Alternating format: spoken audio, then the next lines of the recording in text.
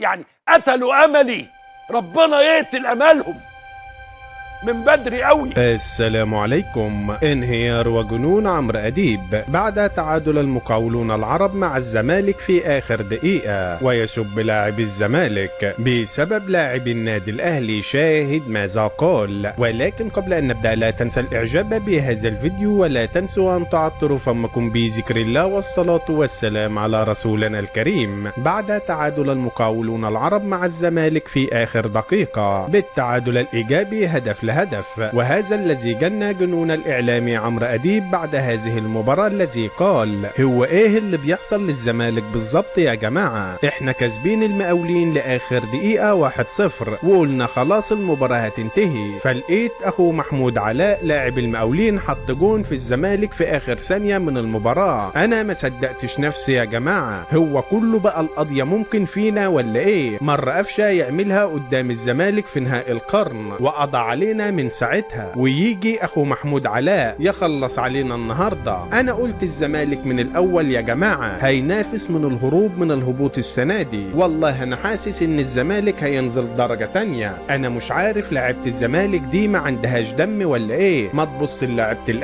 الاهلي عمال يفوز بالاربعه وبالثلاثه وماسك كل فرقه بيغسلها غسل. امال ايه اللي بيحصل للاعيبتنا يا جماعه؟ مش كده يا لعيبه الزمالك، ده انتوا اكبر عقود في مصر، ده كل واحد فيكم معدي ال20 مليون وال15 مليون في الموسم. لعيبه الاهلي والله ما بتاخدهم. انا بقول لكل الزملكاويه، الزمالك السنه دي مش هيعمل اي حاجه، ولو فضل في الدوري السنه دي يبقى عمل اعجاز وانجاز. والله انا زهقت من تشجيع الزمالك دوت اللي جاب لي الضغط والسكر. انا قلتها من زمان، لازم اكون اهلاوي عشان اعرف اعيش مرتاح في الايام اللي باقيالي من عمري. العمر ما بقاش في كتير عشان يفضل ضغطي يعلى كده بسبب لعيبه ما عندهاش دم ولا عندها رجوله اساسا. انا نفسي يتعلم الرجوله من لعيبه النادي الاهلي بينافس على كل البطولات، والزمالك مش بينافس ولا على بطوله، ده مش عارف يكسب ثالث الدوري الجيبوتي. انا خلاص، ده انا كنت ببكي النهارده في الاستوديو. عمرو عيط يا جماعه النهارده. وفي النهايه لو انت محب للنادي الاهلي اضغط لايك على هذا الفيديو، ولا تنسى الاشتراك في القناه ليصلكم جديدنا.